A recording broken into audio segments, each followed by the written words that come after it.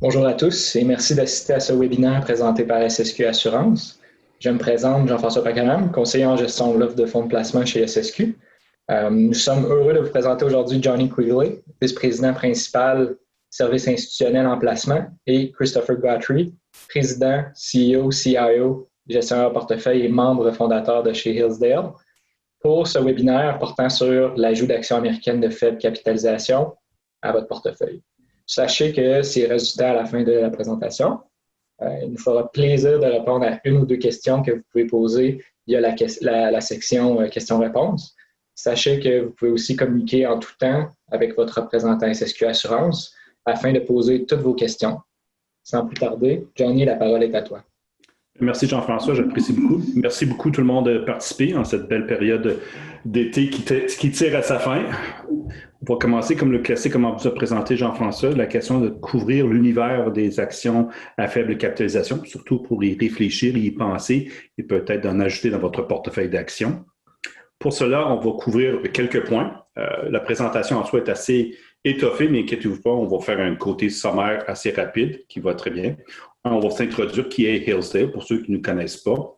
Un peu pourquoi il faut investir dans les actions américaines de faible capitalisation. L'approche gestion active par rapport à une gestion passive, les avantages et les inconvénients qu'il y a derrière ça. Le produit en soi, donc le fonds SSQ Actions américaines Hillsdale, surtout l'impact d'avoir ajouté les actions américaines à faible capitalisation à l'intérieur de ce portefeuille-là et ce qui est l'avantage qu'il y a derrière ça. Le dernier point aussi, c'est qu'après tout ce qui se passe, on va se questionner quoi s'attendre au niveau des marchés des actions de faible capitalisation américaine qui s'en viennent dans le futur. Puis à ce niveau-là, ce sera mon collègue Chris qui va vous présenter ce côté-là. Fait que pour les 4 premières sections, c'est moi qui vais vous faire la discussion. Et après ça, Chris va compléter en tant que gestionnaire de portefeuille, va vous donner un petit peu le côté, le flavor de ce qui se passe sur le marché américain. Comme Jean-François vous a dit, on a aussi une question sur pour les questions. Et après ça, vous avez toutes les annexes pour expliquer comment on fait notre processus d'investissement et de placement. Commençons. Hillsdale, en soi, grosso modo, on est une petite firme indépendante à Toronto. On gère des actifs à peu près de 3,9 milliards d'actifs au niveau des actions, et seulement d'actions, donc actions canadiennes, américaines, mondiales, pour des investisseurs sophistiqués ou pour du monde comme n'importe qui veut acheter nos fonds communs à ce niveau-là. On a été fondé en 1996. Chris a parti la firme il y a presque 24 ans. Ça ne nous rajeunit pas, mais c'est une gestion qui a été mise en place. C'est très discipliné. Vous allez voir, c'est fondamental, quantitatif. On regarde ce qu'on fait, puis on s'assure que tout se fait de façon robuste et solide. Aussi, on croit dans ce que nous faisons. Donc, souvent, nos propres actifs personnels sont en ligne avec les produits que nous vendons, que nous présentons à nos clients ou nos prospects.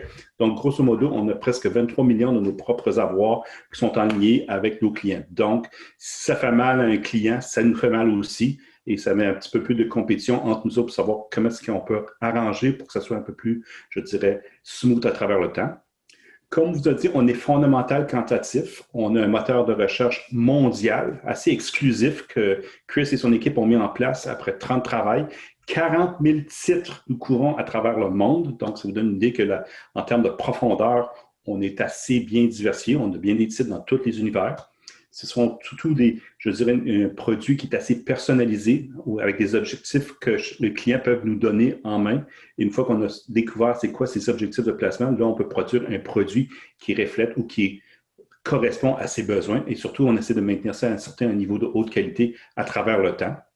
On est un processus de placement qui est adaptif, un peu à la Darwin. On s'adapte en fonction des marchés, mais on ne fait pas de style drift. Donc, on s'ajuste en fonction de ce qui se passe, tout en maintenant un certain niveau de risque qui peut nous maintenir à travers les marchés à travers le long terme. On gère les actifs pour SSQ depuis le 30 avril 2012. Inquiétez-vous pas, on a passé à travers un bon test avec eux autres. Ils sont assurés que techniquement, on était capable de répondre à leurs besoins.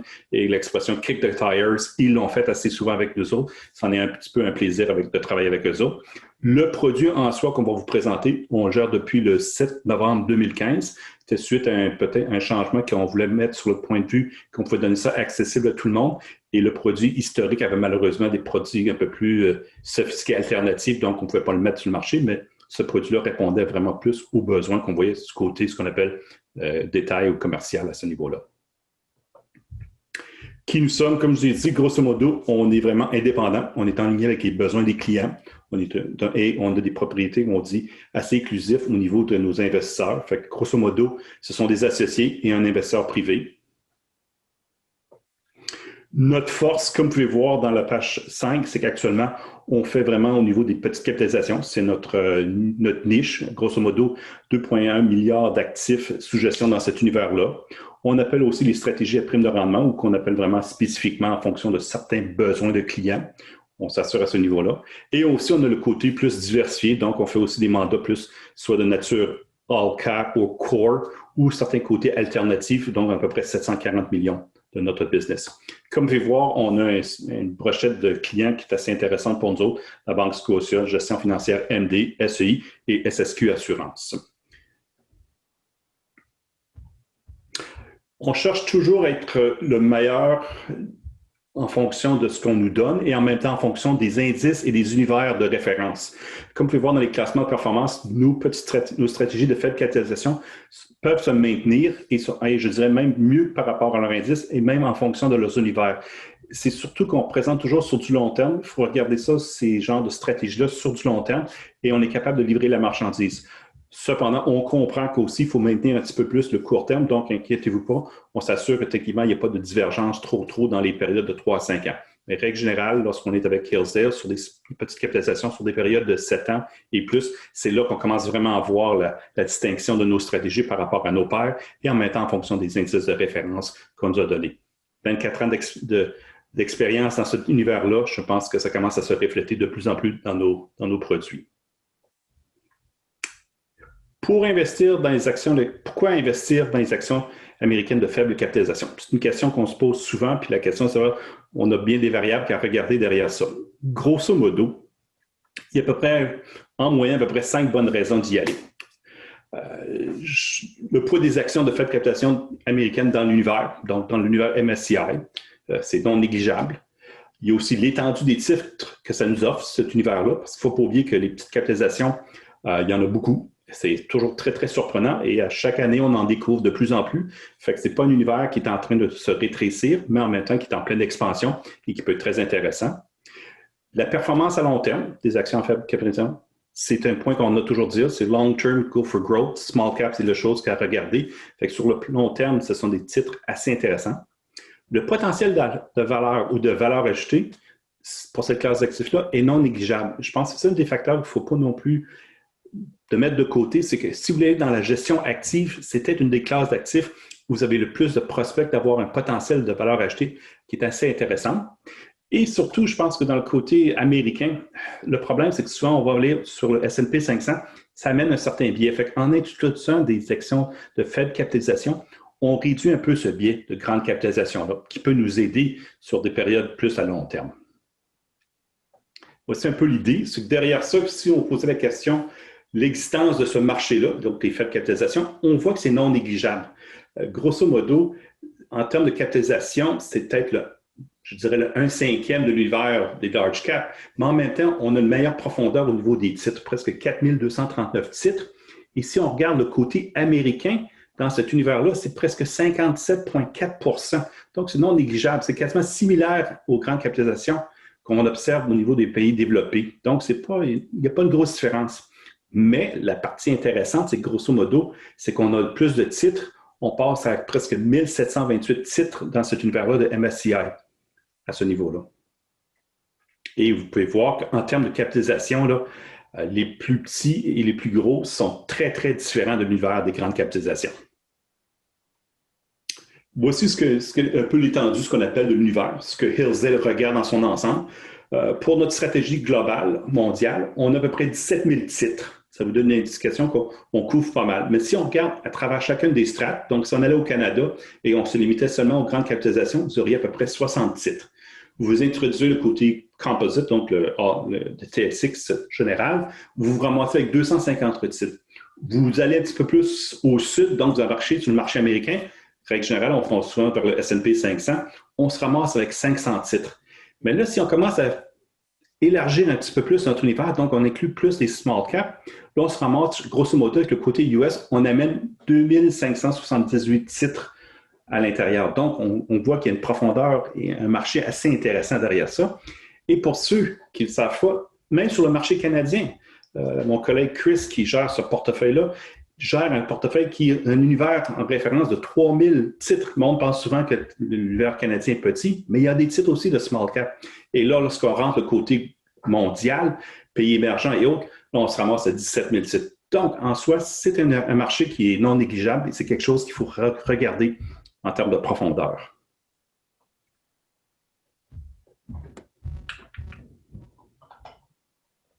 Oh, excusez, ma souris a gelé.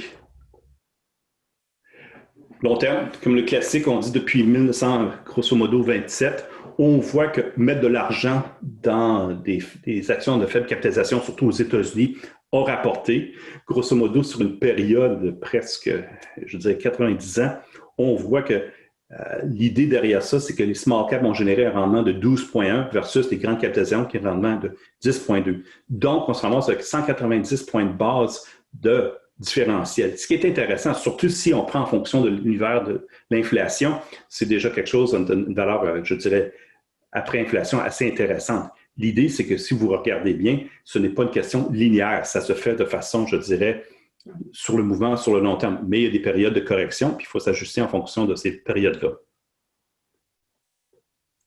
Je vous ai dit que techniquement, c'est là où se trouve le meilleur niveau pour la valeur ajoutée. Si vous regardez les grandes classes d'actifs qu'on connaît, donc les actions canadiennes, les actions américaines, on peut même mettre les actions globales, mondiales à l'intérieur et le revenu fixe, on se rend compte que souvent la valeur potentielle ajoutée n'est pas si énorme que ça. Le marché américain, soyons bien honnêtes, là, vous êtes considéré un très bon gestionnaire si vous rajoutez à peu près entre 75 et 100 points de base de valeur ajoutée. Au niveau du revenu fixe, de 15 à 25 points de base vous fait mettre dans un univers très intéressant. Cependant, si vous rentrez dans l'univers du small cap, donc quel que soit l'univers small cap, US, canadien ou mondial, c'est là que le potentiel de valeur ajoutée se démarque le plus. Et c'est là que c'est ce qui est un peu intéressant, c'est là que le monde alloue le moins d'argent. Grosso modo, ça tourne entre 5 à 10 d'un portefeuille, règle générale. C'est toujours intéressant de voir que c'est là qu'on a plus de potentiel, mais en même temps, c'est là qu'on met le moins d'argent. Il y a aussi ce que j'appelle la présence dans le S&P 500 d'un biais. Puis ça, le biais est assez important à considérer.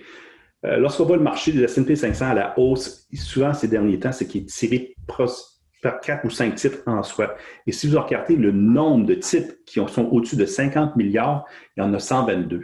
Et c'est eux qui représentent presque 75 % de cet indice-là en capitalisation. Donc, chaque fois que ces titres-là vont bien, tout monte à la hausse, puis quand ça va mal, ça va tout à la baisse.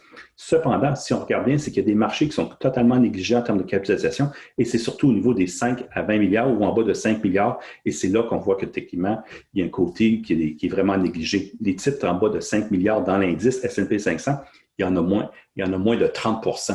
Fait qu'il faut y considérer de regarder ça. Et la capitalisation moyenne pondérée de l'indice est rendue à 396 milliards. C'est quelque chose. C'est que dans certains cas, c'est même plus gros que certains pays.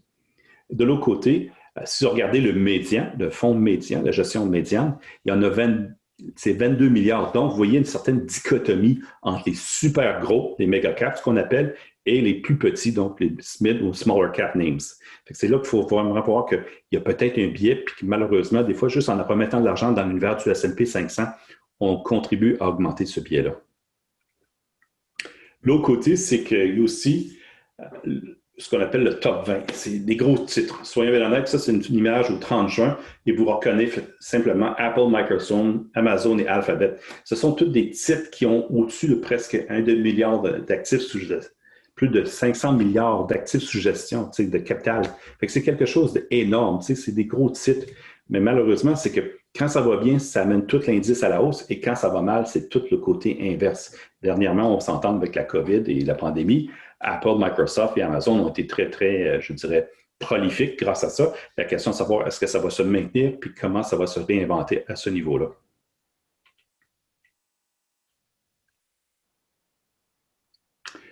Le classique qu'on se fait toujours poser, c'est la différence entre une gestion active et une gestion passive. Souvent, le monde, pour économiser ou pour réduire le coût, vont vers une gestion passive.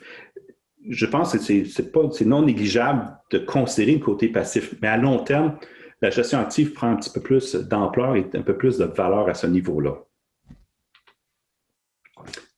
Puis, une des raisons derrière ça, c'est que techniquement, si on regarde au niveau des opportunités de gestion dans chacune des classes d'actifs. Règle générale, ce sont les actions américaines, mondiales et de faible capitalisation où on peut trouver avec les actions canadiennes de faible capitalisation les meilleurs potentiels de gérer un rendement excédentaire. Si on regarde à travers le cas canadien classique, les grandes actions canadiennes, l'étendue, c'est bas. Comme je vous dis, c'est moins de 300 titres à regarder. Compétences. Quand on parle de compétences, c'est plutôt ce qu'on appelle en anglais skill, la chance de faire un potentiel de valeur ajoutée, c'est bas, c'est pas facile, c'est pas évident de le faire. Et les chances de succès, en plus, sont bas. Fait que déjà là, c'est comme le classique, on s'en va vers un jeu de casino, puis on a déjà quasiment les 3 cerises contre nous autres. Ça ne nous aide pas énormément. Tandis que lorsqu'on regarde au niveau des faibles capitalisations, l'étendue est élevée. Donc, on augmente le nombre de titres. Ça va bien. On peut augmenter nos chances, notre talent pour acheter de la valeur. Donc, ça nous amène un petit peu plus élevé. Et les chances de succès en mettant ça ensemble sont supérieures parce qu'on peut toujours se démarquer. Et ça nous amène à faire des rendements qui sont de valeur ajoutée, qui sont intéressants sur le long terme. Sur des périodes peut-être plus court terme, ce n'est pas toujours évident, ce n'est pas linéaire, mais si on regarde les gestionnaires sur du long terme, c'est là que techniquement ceux qui ont de la compétence et augmentent énormément leurs chances de succès vont réussir à acheter de la valeur à travers le temps. Une des raisons qui est derrière ça, c'est qu'il y a aussi la période qu'on étudie ces choses-là. De plus en plus, il y a moins en moins de firmes de courtage ou d'analystes qui suivent les petites capitalisations. Ça a été vraiment un petit peu, je dirais, délaissé. C'est un univers qui est en régression. Mais en même temps, ce genre de régression-là nous aide un peu aussi que ceux qui font le travail, qui ont les outils pour faire ce genre de travail-là, sont capables de trouver les titres qui vont se démarquer par rapport aux autres et qui, à travers le temps, vont être capables d'acheter de la valeur ajoutée et vraiment mettre un potentiel de rendement très, très intéressant. C'est sûr que ça demande une certaine expertise, ça demande une certaine profondeur, un peu plus de travail, mais en même temps, la valorisation, donc la valeur qui va se dégager, est toujours plus intéressante par rapport aux grands titres qui sont couverts par toutes les mêmes firmes, les mêmes individus sont toujours en compétition entre eux autres. Donc, le côté différentiel d'information n'était pas aussi grand pour les grandes capitalisations versus les petites capitalisations. L'idée derrière ça, c'est que c'est sûr, on parle de gestion puis de valeur ajoutée. Le potentiel de rendement excédentaire d'une gestion active est en fonction de chacune des classes d'actifs. Comme je vous avais dit, au niveau du revenu fixe, le potentiel est peut-être autour des médianes, est à peu près de peut-être 20 points de base. Les grandes capitalisations américaines, à peu près 60 points de base.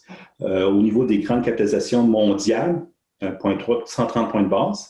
Pays émergents, à peu près 160. Et quand on rentre dans l'univers du small cap, donc des faibles capitalisations mondiales, on parle autour de 180. Il y a l'US Small Cap autour de 210 points de base. Et l'univers canadien, que mon collègue Chris travaille énormément dessus, le potentiel de valeur ajoutée est assez intéressant, c'est de 630 points de base. Et ça, c'est plutôt à cause de certaines dichotomies ou le fait que ce marché-là n'est pas aussi bien suivi que les deux autres au niveau des actions mondiales et américaines. Si on regarde à travers le temps, pour vous montrer à quoi que ça ressemble, on a remonté jusqu'en 1990. On a sorti tous les gestionnaires qu'on a pu trouver qui géraient des actifs en fonction du grande capitalisation par rapport à l'indice S&P 500. Et ça nous a donné à peu près le chiffre qu'on nous a présenté, grosso modo à peu près 50 points de base en moyenne, le gestionnaire médian par rapport au S&P 500. Le point à observer derrière ça, c'est que ce n'est pas, comme je vous avais dit, linéaire. On voit à travers le temps que certaines périodes de temps, le gestionnaire peut acheter énormément de valeur et dans d'autres cas, il peut en retrancher. L'idée, c'est qu'à travers les périodes, il faut s'assurer que le gestionnaire ne se décourage pas ou fait ce qu'on appelle un genre de changement de style qui fait qu'il fait du rattrapage et peut perdre ce genre de potentiel de son style comme tel. Donc, l'idée derrière ça, c'est s'assurer que les gestionnaires maintiennent à leur raison d'être, donc leur style et leur processus de placement, et d'essayer de comprendre pourquoi ils sous-performent par rapport à un indice, souvent. De l'autre côté, on se dit, oui, c'est intéressant, mais je vous avais montré que la gestion active de petite capitalisation est assez intéressante, mais si on le comparait aussi à un univers de S&P 500, donc on amène on dit des joueurs des ligues mineures, on les fait jouer dans les ligues majeures, bien, ce qui est assez intéressant, c'est qu'il n'y a pas une grosse divergence. Au contraire, ça a l'air que techniquement, la valeur moyenne ajoutée à travers le temps, c'est à peu près 290 points de base. Donc, il y a encore un potentiel de valeur ajoutée si on va dans la gestion active de petite capitalisation, même par rapport à un indice de grande capitalisation. Le point, je le répète, c'est que ce n'est pas linéaire. Il y a des périodes où c'est très difficile. On a connu la période des années, fin des années 90, où on a parti, comme on dit, la deuxième série des Nifty 50s, où c'était très difficile parce que c'était vraiment des grosses capitalisations. Mais une fois que ça s'est passé à travers, on revient toujours à des périodes où, je dirais, le rebond se fait très intéressant.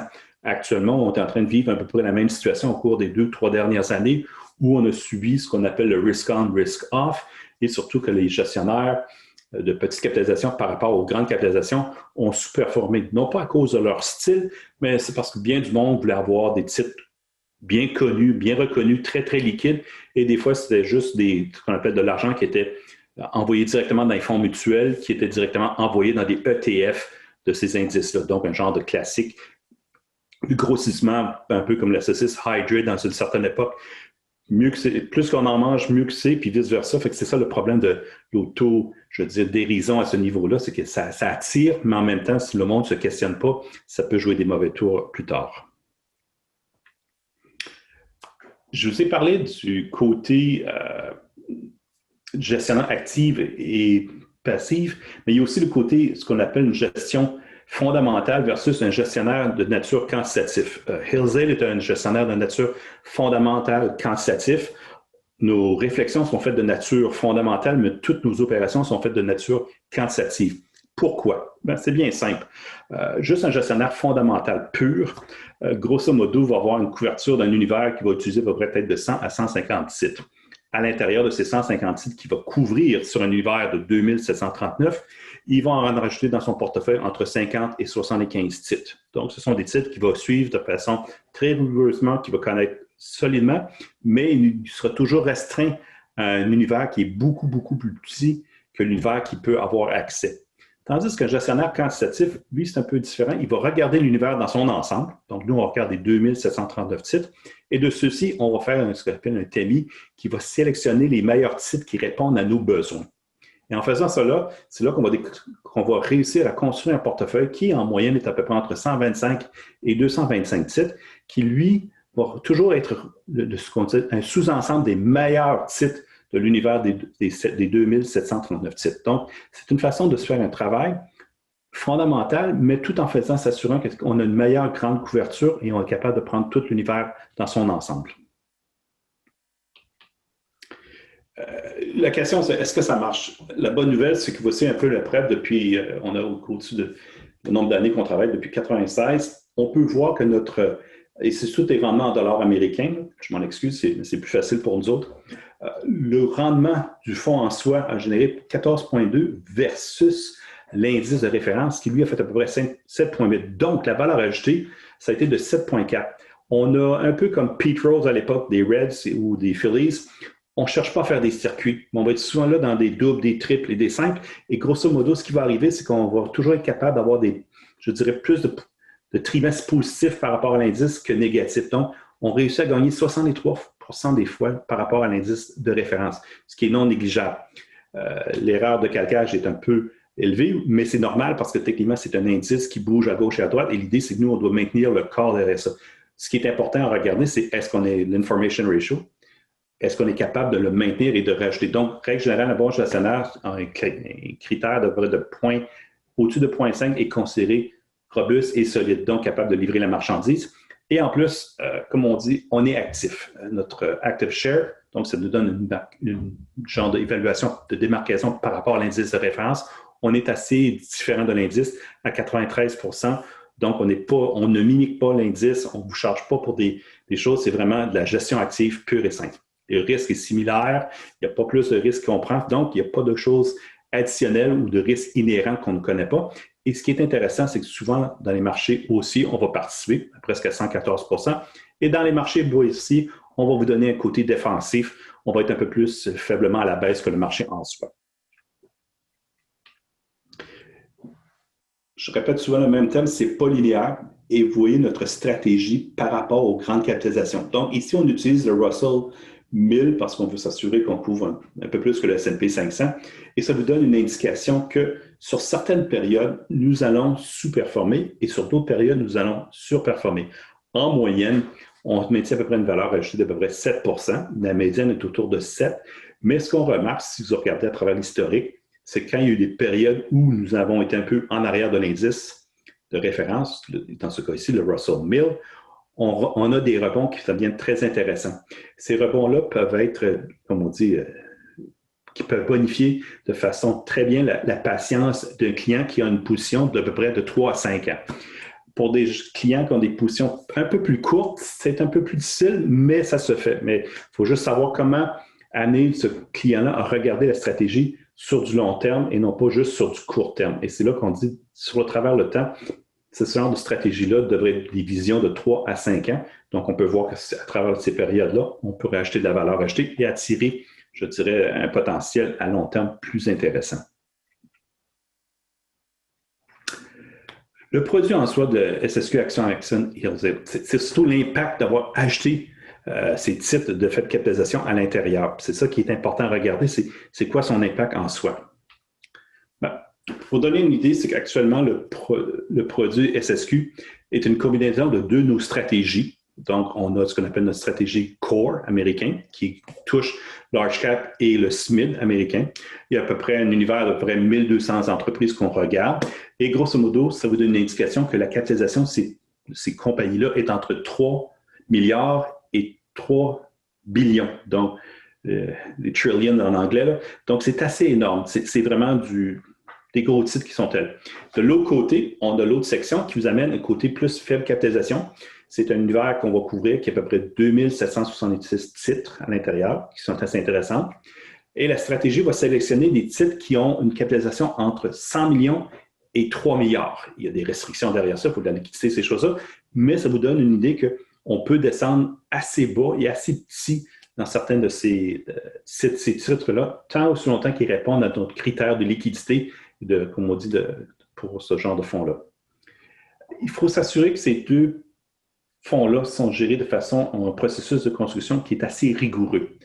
C'est l'avantage un peu côté quantitatif. C'est robuste, c'est rigoureux et on peut le suivre et on peut voir les déviances ou ce que j'appelle les écarts qui peuvent se présenter. Donc, on peut toujours les rattraper et c'est ça qu'aussi à l'intérieur de notre stratégie, le risque est toujours validé sur une base journalière et même, je dirais, directement sur chaque transaction avant qu'elle soit entreprise. Le fonds en soi qu'on a mis en place pour SSQ alloue à peu près 33 % de ses actifs aux actifs de faible capitalisation et le reste, 67 % s'en va aux grandes capitalisations. Donc, ça donne une bonne, je dirais, approche de diversification sans nécessairement prendre des risques inutiles. Et on s'assure que ce genre de, je dirais, écart, donc ces pondérations-là sont maintenues sur une base trimestrielle. Donc, à chaque trimestre, on les ramène à ce niveau-là. Donc, il n'y a pas de ce qu'on appelle erreur de drifting ou un facteur de risque qui est causé parce qu'on est en train de, excusez l'anglicisme, de rider le marché, dans le sens que si ça va bien et ça continue à monter, c'est comme un peu aller au casino et on parie toujours sur le même chip, sur le même numéro. Un jour ou l'autre, ça va peut-être tourner contre ça. Fait que c'est ça des choses à éviter. Mais on s'assure que ça se maintient en temps. Comme j'avais dit, on gère ce produit-là depuis le 7 novembre 2015. Le produit en soi, ça a été vraiment un travail d'équipe entre nous et SSQ. SSQ voulait trouver quelque chose qui serait intéressant pour amener à une clientèle et en même temps quelque chose de différent que ce qu'offrent les autres firmes. Et c'est là qu'après certaines discussions, puis avec nos modèles, on a fait une couple de simulations et on a pris des données de 97 jusqu'à 2014 quand ça s'est fait. On a regardé en fonction de certains paramètres bien importants, donc la gestion d'actifs, le risque qui venait avec ces paramètres-là, surtout le rendement et les risques. Et on a fait des stress tests dans le sens que techniquement, sur des périodes telles que la crise financière, ces choses-là, le portefeuille pouvait se maintenir. Et en fonction de tous les travaux qu'on a faits, puis en les discussions avec SSQ, on est arrivé à la conclusion que la répartition 77-33 faisait de l'allure. Ça nous mettait dans une position assez solide pour dire qu'on était très différent de ce qui était offert dans le marché, parce que, règle générale, souvent bien des gestionnaires sont soit large cap, soit small cap, mais all cap avec un tilt plus large cap. Là-dessus, c'est bien catégorisé, on peut être bien connu, c'est 67 % grande capitalisation, 33 % petite capitalisation, mais en même temps, c'est toujours de façon à maintenir un côté robuste et s'assurer qu'à travers le temps, on est capable de livrer la marchandise par rapport à un indice de grande capitalisation, sans nécessairement prendre des risques totalement inutiles. Je vous ai parlé de la construction de portefeuille assez rigoureuse. Comme vous pouvez voir, grosso modo, on couvre 1200 compagnies sur le marché des grandes capitalisations américaines. Le portefeuille va avoir à peu près 100 actions. Le poids est entre 1 à 1,5 %. Souvent, c'est équipondéré. Niveau actif, donc vraiment, on est vraiment différent de l'indice. Donc, on est à peu près 90 à 95 %, règle générale. Les rééquilibrages, c'est sur une base hebdomadaire. On est sectoriel, on divise à peu près de plus à 10 à moins de % par rapport à l'indice. Et on a l'exposition au marché, donc on est souvent dans le marché à 100 %. Donc, le niveau d'encaisse à ce portefeuille-là est assez bas à ce niveau-là. Et ça peut dépendre des entrées de fonds, ces choses-là. On est souvent, je dirais, à 100 % investi. Le risque en soi, c'est à peu près un écart type, on se maintient à l'intérieur. Et la liquidité, c'est un jour. Équipondéré, grosso modo, on est capable de liquider ce portefeuille-là à l'intérieur d'une journée, si possible, peut-être 2 jours pour éviter l'impact de marché. Et la rotation annuelle, c'est surtout causé par le rééquilibrage, causé par la gestion du risque à l'intérieur du portefeuille et des titres qu'on peut trouver qui sont de meilleurs potentiels de valeur ajoutée. Pour le portefeuille de petite capitalisation, c'est un peu différent. On joue dans le Russell 2000 et quelques autres titres qui sont cotés aux États-Unis, mais ils ont un point très intéressant. La capitalisation boursière, on regarde de 50 à 1,5 milliard. Donc, on s'assure qu'on les a tous à l'intérieur parce qu'un jour ou l'autre, ces titres de 50 millions vont devenir des titres de 100 millions. Fait que c'est toujours bon d'avoir un historique.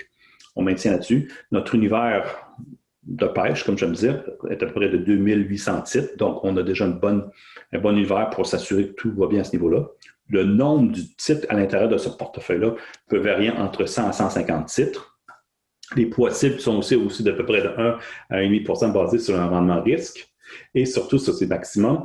Et le niveau actif, lui aussi, se maintient de 90 à 95 %. On fait un rééquilibrage hebdomadaire. On s'assure que le portefeuille est toujours conforme en fonction des objectifs d'investissement et de placement qu'on s'est déterminés et le niveau de risque. L'exposition sectorielle, plus ou moins 10 %. On est souvent 100 % exposé au marché. L'écart type se maintient autour de 1. Et la liquidité, on essaie de le maintenir autour d'à peu près 1 jour.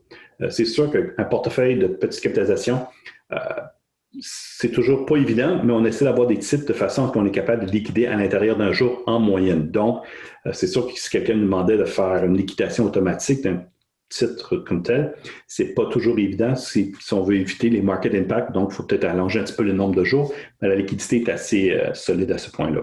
Et la rotation va tourner entre 120 à 160 et c'est surtout causé par le contrôle de risque et les titres, ce qu'on appelle les ajustements en fonction des poids à l'intérieur du portefeuille.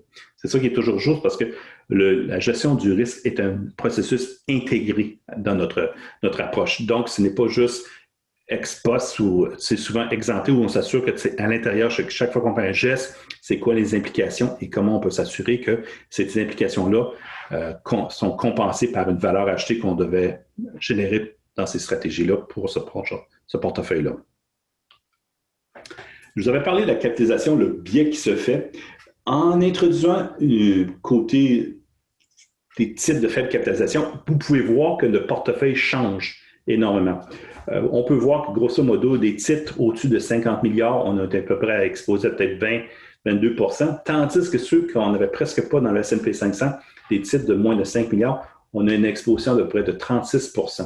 Et c'est ça qui nous donne un petit peu un avantage, c'est qu'on peut trouver les prochains titres qui vont devenir soit les Microsoft, les Amazon, autres. C'est à l'intérieur de ce groupe-là qui est intéressant parce qu'un jour ou l'autre, si on fait une bonne sélection, ils vont migrer de plus en plus et ils vont devenir de plus en plus gros. Fait que c'est ce côté-là qui, je pense, qui amène un avantage à ce produit-là de SSQ, c'est qu'on est en train de regarder à l'intérieur de la prochaine génération des Amazon ou Microsoft. Ça amène un côté intéressant. L'autre côté, comme vous pouvez voir, c'est vraiment très différent. En introduisant un côté faible capitalisation, la capitalisation pondérée du portefeuille change énormément. On a un portefeuille de 64 milliards versus un portefeuille de 396 milliards pour le S&P 500.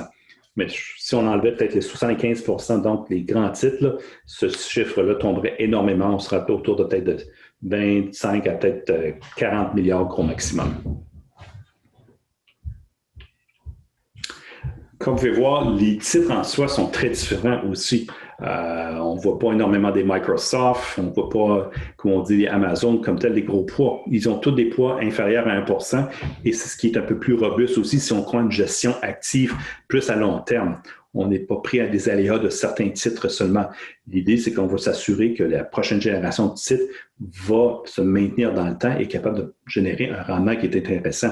Fait qu'au lieu d'avoir peut-être un 38 exposé à certains 20 titres, dans ce cas ici, c'est presque 17 de la valeur du portefeuille est exposée à ces 20 titres-là. Et actuellement, le portefeuille a une gestion active d'autour d'à peu près 81 dans son ensemble. Fait qu'on peut voir que ça se maintient, ça tient la route. Puis il y a des périodes de temps sur le long terme. Ces genres de titres-là devraient amener quelque chose de plus intéressant au portefeuille. Et comme on dit, sur le long terme, il est toujours facile de doubler la valeur marchande d'un titre de 10 versus la valeur marchande d'un titre qui a 250 Fait que c'est toujours le côté intéressant lorsqu'on rentre dans les titres de plus faible capitalisation.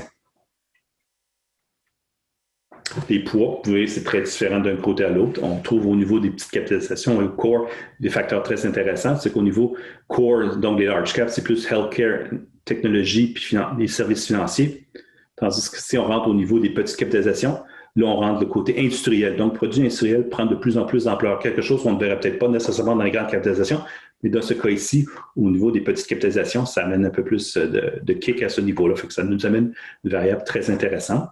Et lorsqu'on prend le portefeuille dans son ensemble, là, c'est sûr que les grandes captations viennent diluer un petit peu, mais au moins pour voir que les produits industriels se montent un peu plus puis se maintiennent assez proches dans le top des 5 titres les plus qui ont une surpondération par rapport en termes sectoriels. Maintenant, Chris, c'est à ton bout de faire le bout du travail, mon cher. C'est que ce qu'on va entendre sur au niveau des actions de marché de faible capitalisation. Je suis là. Est-ce que tout le monde peut m'attendre? On t'entend bien de ce côté-ci. OK, bravo. Est-ce qu'il y a des questions avant? Est-ce qu'on attend la fin? On va attendre à la fin. Parfait, merci. Alors, j'aime beaucoup notre petite... vous allez m'excuser, mon français, il rouille tranquillement, mais il n'est pas tout fini. Alors, on va continuer. J'aime beaucoup il ne faut jamais laisser nos points de vue brouiller nos prévisions. On dit ça aussitôt. Après 25 ans, on dit ça tout le temps chez Hillsdale. On va aller à la prochaine page, Tony. OK, sorry. Alors, page... Oh, encore? Ça sent bien. Voilà, parfait, merci. Alors, il y a toutes sortes de raisons pourquoi on se parle aujourd'hui, largement parce que après 25 ans d'entraînement, mes représentants et moi veulent toujours parler de nos fonds. On en a beaucoup, comme vous avez vu, qui s'en arrachent ou qui sont peut-être dans un asset class, si vous voulez, qui est certainement non beaucoup aimé à ce point-là. Mais pour nous, comme on le voit après un aperçu de 25 ans, c'est comme ça qu'on devient riche. C'est en regardant tranquillement ce que le monde n'a pas acheté et de décider si c'est le temps ou non d'en acheter plus ou de commencer ou faire une allocation en prenant l'argent avec quelque chose qui a peut-être monté beaucoup plus. Aujourd'hui, certainement, vous allez voir, le S&P 500 ou on va dire le S&P 10, plutôt on les connaît maintenant, on peut les acheter pour rien. C'est un ETF, on peut payer 2 ou 3 points de base pour rester de 500. Mais le montant d'argent qui se trouve aujourd'hui dans ces large caps de premier 10, non. Et se compare seulement, et en tant que valuation aussi, et largeur d'argent, pourcentage du market cap, se compare seulement à l'année 1999. C'est la dernière fois qu'on s'est retrouvé à ce point aujourd'hui où le S&P 500 aurait laissé toute autre classe d'actifs, si vous voulez, en arrière. Alors, pour voir page 35, un exemple du small cap, généralement, après un événement assez important, une baisse assez étroite du marché, on voit que les small caps, certainement, ils tombent plus, généralement, et à la relâche, ils montent plus. Et c'est un exemple ici, l'année 2009. On peut voir que certainement le small cap, après une année, pas seulement quelques mois, pas 6 mois, mais une année, aurait certainement surpassé le 500 dans ce point-là et tous les autres indices à large cap. Prochaine page, Johnny.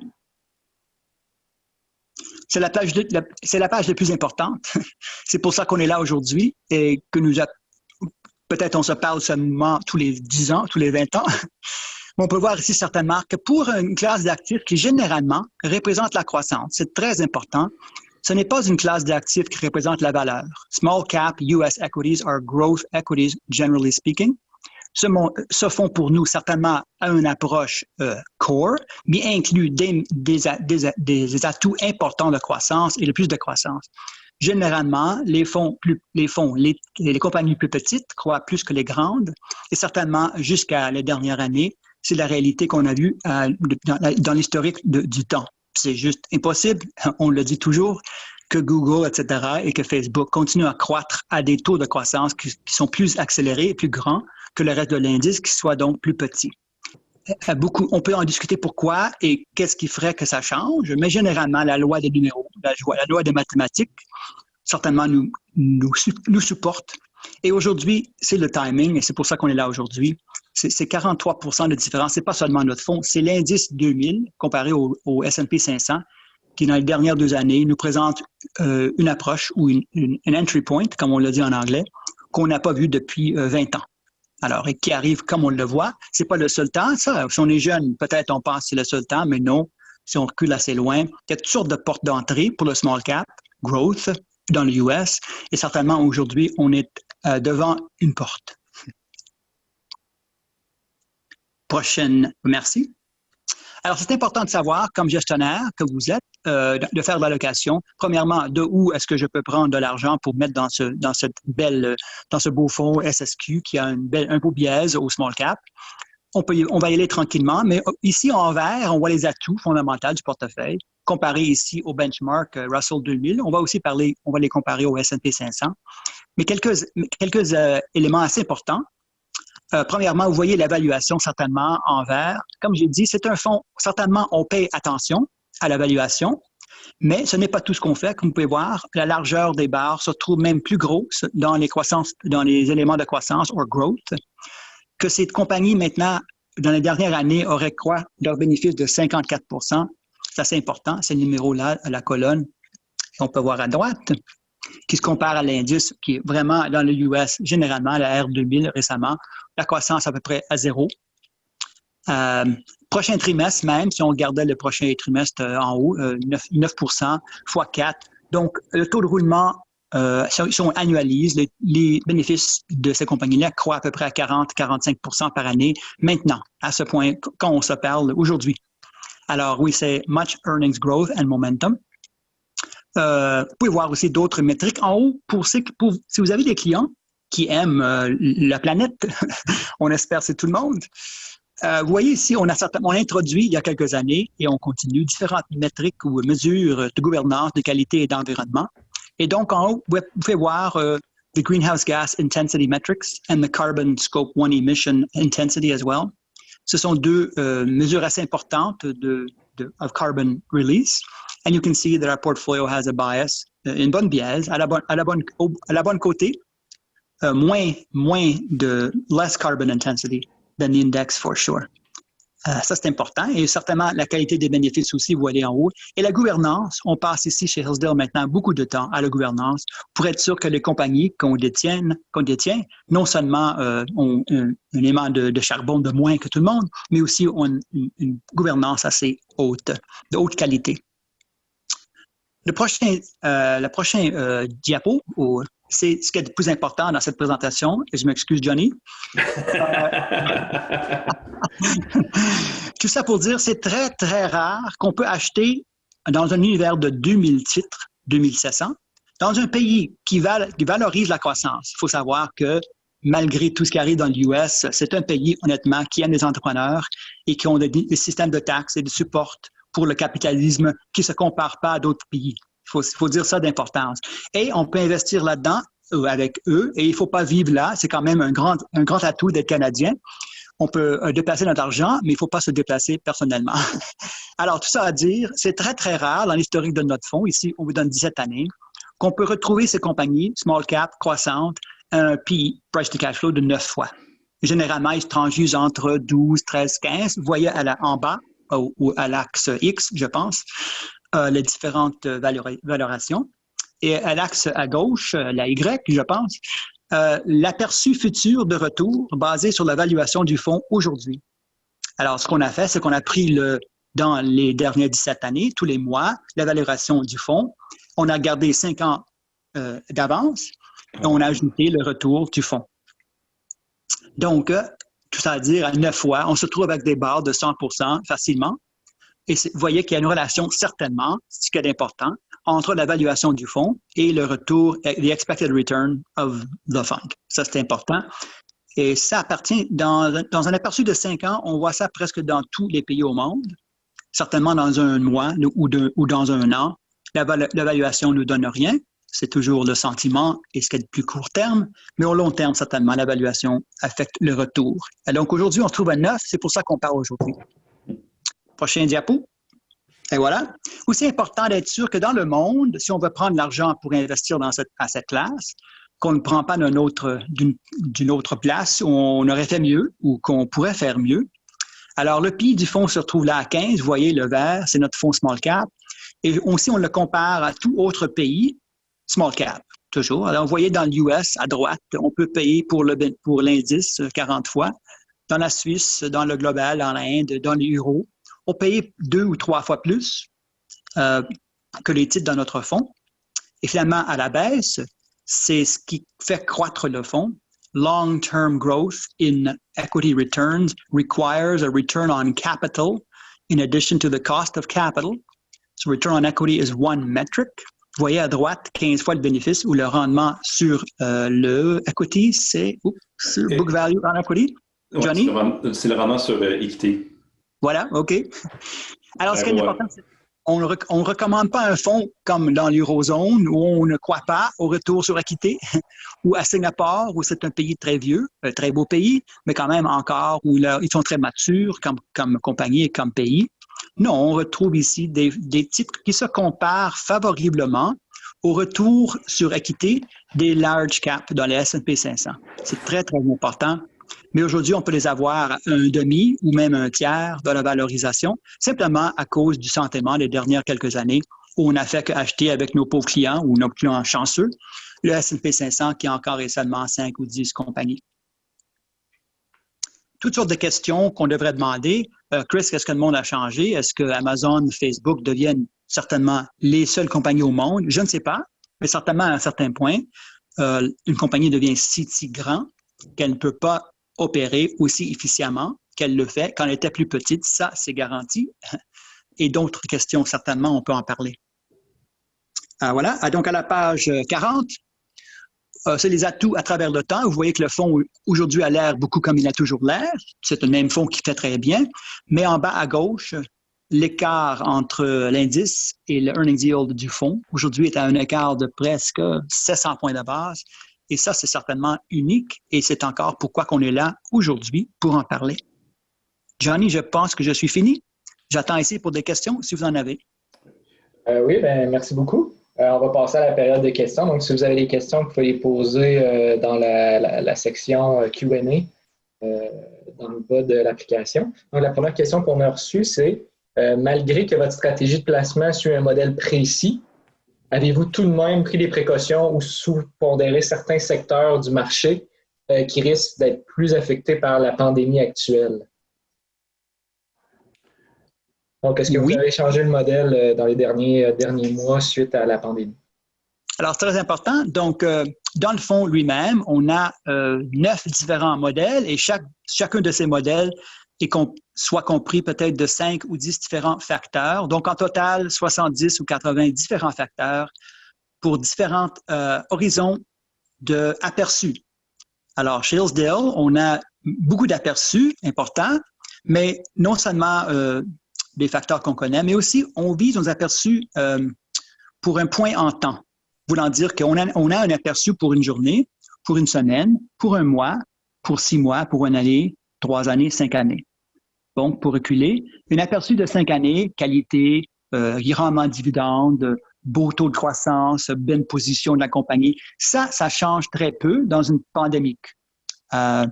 C'est très important. Les bonnes compagnies, vraiment, si on a du cash flow, du free cash flow, etc., une pandémie ou n'importe quel événement, il y en a beaucoup, toujours.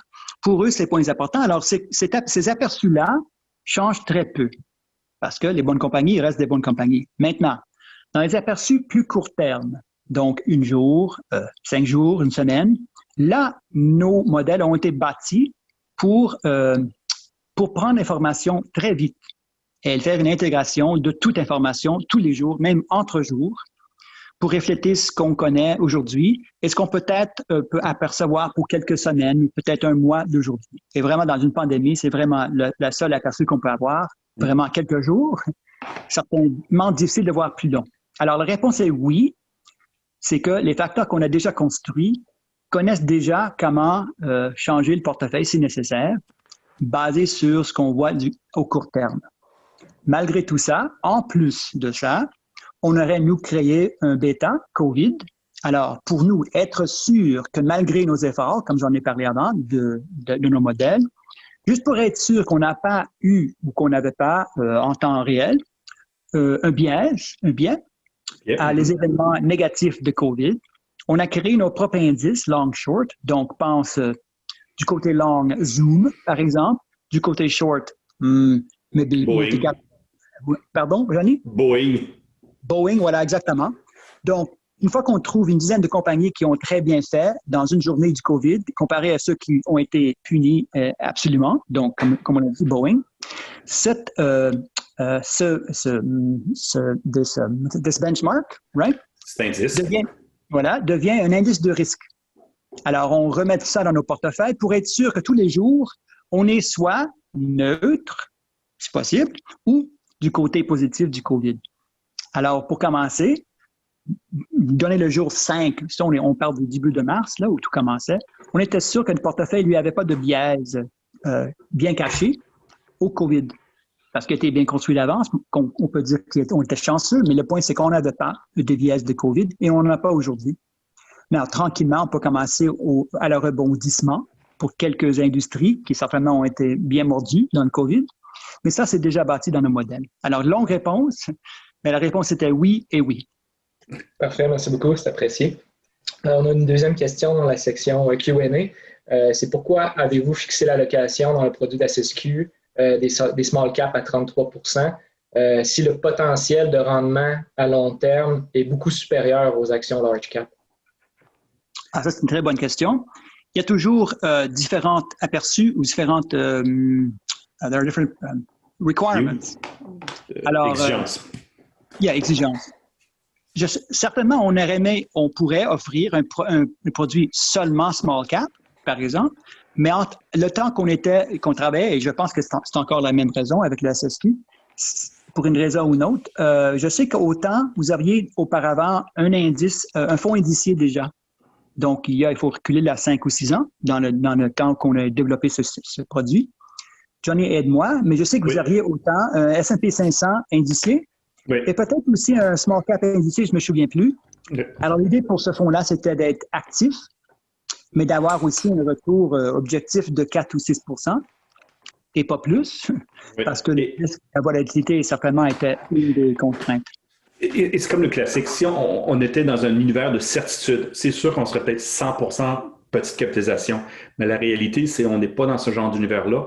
Donc, avec nos modèles et les tests qu'on a faits, la pondération à 33 % faisait que le portefeuille, dans son ensemble, était beaucoup plus robuste. Donc, il n'y avait pas des périodes où on allait sous-performer par 15-20 % et ça, je pense qu'il n'y a personne qui aime ça, versus des périodes où on peut performer ou sous-performer peut-être par 3, 4 ou 5 % qui est plus acceptable parce qu'on sait que les swings are higher. Je vais reculer, Johnny, à la page 36. Donc, c'est la raison en tant que risque pourquoi le fonds n'est pas seulement small cap, parce qu'imagine le pauvre client. Si ça a été, dans le temps, vous aviez seulement 2 choix ou 3 choix dans le US. Alors, offrir un fonds qui pourrait faire un retour négatif de 43 % comparé au benchmark, c'était beau. Alors, réponse A, donc exhibit page 36. Mais dans notre mandat, le rebalancement se fait certainement au target. Alors, ça fait presque 1 an qu'on est en train de vendre les large caps et d'en acheter les petits. Plus que ça, une discussion certainement avec tout le monde qui est sur cet appel. Tous les trimestres, on se reparle et dit, look, est-ce qu'on veut changer la formation de ce mandat ou non? Et donc, on en discute tout le temps. Et certainement, aujourd'hui, ce serait le temps d'en parler. Peut-être que vous pouvez m'aider, Jean-François ou Mathieu, est-ce que vous avez un fonds small cap seulement que vous offrez? Sur US, non. On a de small cap canadien, mais small cap mondial, mais pas US, mais c'est quelque chose qu'on regarde présentement. Et en tant que US, vous avez le S&P, est-ce que vous avez encore le fonds indicié? Oui. Alors, pour ceux qui me demandent, vu que nous, notre mandat pour maintenant est un peu fixe, mais vous avez le choix certainement à l'appel de prendre des grands profits dans le S&P 500 indicié et de le mettre dans un fonds ici. C'est assez, honnêtement, c'est de là où devait venir l'argent. C'est le graphique à la page 36. Même si tout le monde, on va parler, ceux qui détiennent Amazon, par exemple, prenaient seulement 10% de leurs profits. 10%, c'est 7 trillions, right? 7 trillion dollars.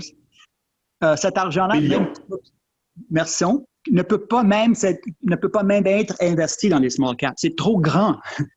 Alors, en tant que, qu'est-ce qui peut faire que les small caps arrêtent de tomber ou au moins commencent à remonter? Ça ne prend vraiment seulement 2 ou 3% de liquidation ou de profit qui se prennent du S&P 500 pour se retrouver dans le small cap pour que le small cap se double facilement. Right? Honnêtement, c'est la largeur aujourd'hui du asset class des premiers 5 ou 10 compagnies dans l'US. Honnêtement, c'est le temps d'y penser tranquillement. Les clients sont très contents. J'apprécie tout ça.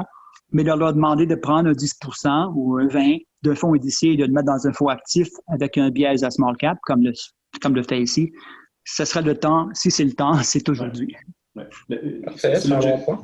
Puis, dans le fond, on va prendre une dernière question dans la section Q&A, étant donné que le temps avance. Vous avez déjà répondu à une partie de la question, mais la dernière section est intéressante. Nous observons que les gestionnaires small cap ont sous-performé dans les 3 dernières années par rapport à l'indice S&P 500. Pourrions-nous assister à un renversement? Mais c'est quoi le déclencheur ou le catalyste qui pourrait déclencher ce renversement-là, selon vous? Mis à part le changement du S&P vers les... Exactement. Donc, encore, oui, très bonne, très perspicace. C'est pour ça qu'on est là. C'est moins 43, il y a même 6 mois, c'était moins 30. Alors, on aurait été un peu tôt. Mais vous voyez certainement, à un certain point, ça devient difficile d'avoir... Donc, traditionnellement, on regarderait la valuation. On dirait, bof, je peux acheter Amazon, etc., à 30, 100 fois, ou Tesla, par exemple, à infini fois ses bénéfices. Et même ses cash flows, hein, c'est pas seulement, on n'est pas fixé, nous, sur des bénéfices seulement. Là, on est même le niveau de vente, n'importe quoi. Si on date un peu plus que 50 ans au téléphone ici, on sait que ça arrive beaucoup. Ça devient une manie. Et c'est juste l'évaluation. Et ensuite, il faut un catalyse, c'est vrai. Comme j'ai dit, ça ne prend pas beaucoup que le monde prenne seulement un 5% du Nasdaq et que le remette quelque part d'autre, ou qu'un grand fonds pension décide de faire une allocation du large cap au small. Peut-être, a lot of this is due to lack of competition law. Là, on veut vraiment en parler si vous voulez. Mais le fait qu'Amazon, etc., et Apple peut être si grand sans avoir des contrôles de compétition, c'est un peu nouveau dans le US. Et ça, un changement de gouvernement, certainement, aura un effet assez important sur la grandeur de ces premières 5 ou 6 compagnies, sur technologie en général. C'est très difficile. C'est jamais une raison. Hein. C'est juste qu'aujourd'hui, à 5 fois la valuation qu'ils étaient il y a 10 ans, et qu'un co-valeur au livre de 5 fois, qui est maintenant presque 3 fois notre fonds, à un certain point, j'aurais beaucoup aimé vous montrer les données de 2000. Vous pouvez voir là. On arrive à un extrême. Et le tipping point, honnêtement, j'en mentionne quelques-uns. Ça en prend pas beaucoup. Et ça prend que Tesla descend par 50%, que Amazon descend par 40%. Ça te prendra ton indice assez importantement à la baisse. C'est tout ce que ça prend. Apple, qu'on décide qu'Apple, on ne peut pas en acheter, etc., etc. Toutes sortes de raisons. Honnêtement, ce qu'on a vu, ce qu'on commence à observer pour ces 5 grandes compagnies-là qui sont devenues très populaires, c'est que avant de remettre leurs bénéfices, donc la journée avant qu'ils promettent de rapporter leurs bénéfices, le niveau de vente et les nouvelles, le monde en achète. Alors, si vous continuez à jouer ce jeu, malgré que les bénéfices ou que les nouvelles soient bonnes ou meilleures ou pires, peu importe, le jour avant, tout le monde les achète. Alors, c'est devenu une manie assez développée, intéressante, mais ce n'est pas la première fois. Ouais. Parfait, merci beaucoup. Ça donne le goût d'acheter des actions small cap américaines. Merci à vous deux pour la présentation. Donc, c'est vraiment tout le temps qu'on avait pour cette présentation-là. Donc, ça va conclure la présentation ou le webinaire d'aujourd'hui. Si vous avez d'autres questions, vous pouvez les poser aux représentants, puis ça va nous faire plaisir de les transférer à Johnny et Chris pour qu'ils répondent aux questions. À tous ceux qui ont écouté le webinaire, merci de votre participation. Et puis, revenez-nous au trimestre suivant pour le prochain webinaire. Bonne journée à tous. Merci, bonne journée.